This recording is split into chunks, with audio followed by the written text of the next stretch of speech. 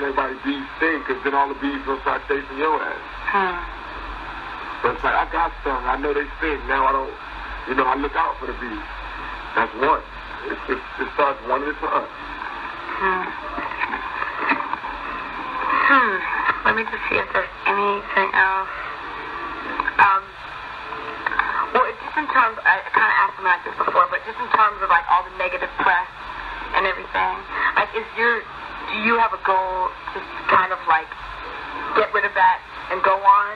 Yes. I want to be somewhat of an ambassador internationally for my generation, not just for young black males, but for my generation as a whole. Because I feel like I could represent us, you know what I mean? Yeah. I'm a high school dropout, I was homeless, I came from a broken home, I came from the 60s union, a lot of things that I think a lot of people have in common that I could be a representative for. Definitely. I mean, that's what I was telling Kid out of it. It's sort of like all the things that you had to go through are the biggest predicaments that America has to deal with. Like the smart young black male who has total missed opportunity, and no outlet for anything that they would want to do. Yeah. I mean, do you like want to start programs or? I want to start so many programs. Yeah. We got one called A Place Called Home, and that's just giving a place called home, giving us somewhere for kids to call home, at-risk youth in South Central. So that's one thing. Then I want to do a youth program where we have like athletic leagues that the celebrities sponsor and they coach, and we have these big games, cross country, intramural sports, hooked up through the schools that only students that have 100% attendance can participate in, and like getting physical fitness back into the community, and getting team sports back into the community, and the will to win, and competition, and ambition, excellence, get that back into the streets there. Just to ask a more personal question, I know you constantly say that you feel like you're struggling with two different parts of yourself. Yeah. And I was wondering if do you feel like there's a part of yourself, like in terms of violent reactions or anything that you might have that's hard to control, that you're trying to like push down, press, because there is anger there, and that's your way. That's your way of letting it out.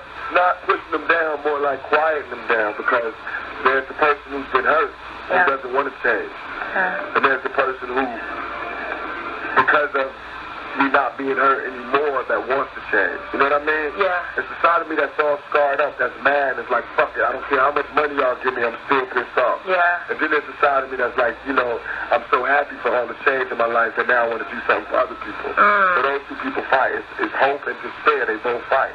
It's not like I'm just evil on one side and good on one side. It's just one side truly thinks that the world doesn't give a fuck.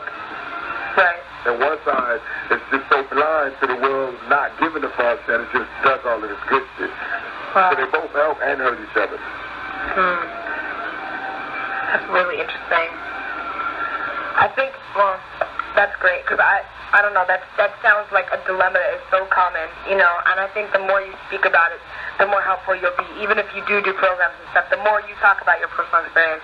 That's why I said I really do feel like my struggle is not just mine, it's a lot of people's. It might be a Gemini thing for me, but for somebody else it could be a spiritual thing, because that good and that bad that I was just talking to, that hope and despair I was just referring to, can be good and evil.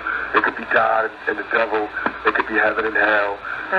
It could be your good conscience and your bad conscience, but it lies within everybody. What do you think? Your mother, your father, whatever. Do you think that, like, in general, do you think we're good at heart? Do you think we're like pure people by nature? Or do you think we're cynical by nature? I think we are cynical by nature. I think we were good at heart, our parents. But as a generation goes on, we become more and more. But what about as people? Like, fundamentally, if all this shit was stripped away and everything in the world, every like modification, anything that's manifest, what if it was? People are different. We are not one being. So on the one hand, some of us are good people, and some of us are naturally not. But you strive for a pure heart. Yeah. Right? Yeah. So you obviously think you're capable of it. I mean, if you want it, I think I'm good at heart. I think I have a pure heart. You think some people are actually evil? by nature? Huh? You think some people are evil by nature? Yep. But the thing is, what you don't think that it might just be like with you, you know how you struggle with the evil and the good inside you. You don't think that it could just be that?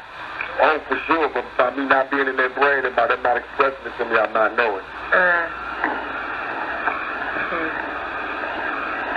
Will you just take... Just like all rappers that make hardcore songs don't feel like me. They might just be like, fuck it. You know what I mean? Yeah. This is how I feel. This is how I came up with the music.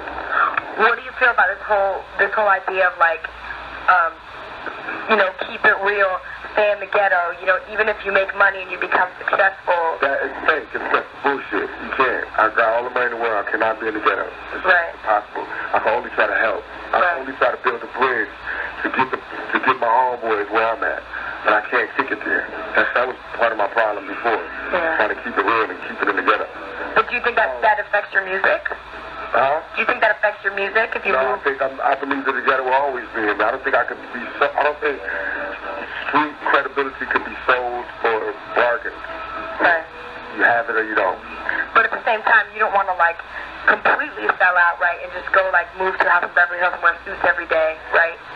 And not like ever drink a 40 or something. I don't want to, like, I don't drink 40s. Like all my homeboys, they be like, yo, let's go back and drink 40s. I don't drink 40s because I feel like, why make it out of there to go back? You know what I mean? I don't feel like that's keeping it real. I feel like that's being phony. That's like laughing in the face of the people who got to drink 40s. They don't want to drink 40s.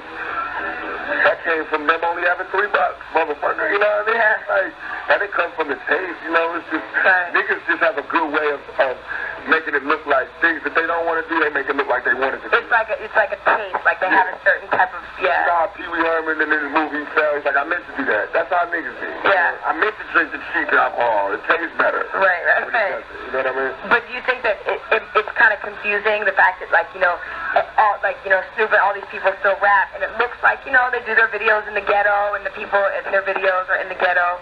You know, kids are like, oh, you know, Snoop lives in the ghetto, but he lives in Savannah, so... Yeah. You know, do you think that's like, do you think that's destructive for kids to see that and be like, okay, that's what it's about, you know? No, because Snoop is telling himself to be a hero to his people. That's what we can't forget. Yeah. Is we can't act like it's so dirty here that you can't go out of here. Right. But we got to make sure we tell them to go out of here. I'm about to set now. I got to go. Okay? Okay. So, is that enough? Yes, thank you so much. Don't worry about it. Thank you so much for your time. Don't worry about it. Okay. Bye-bye. Bye.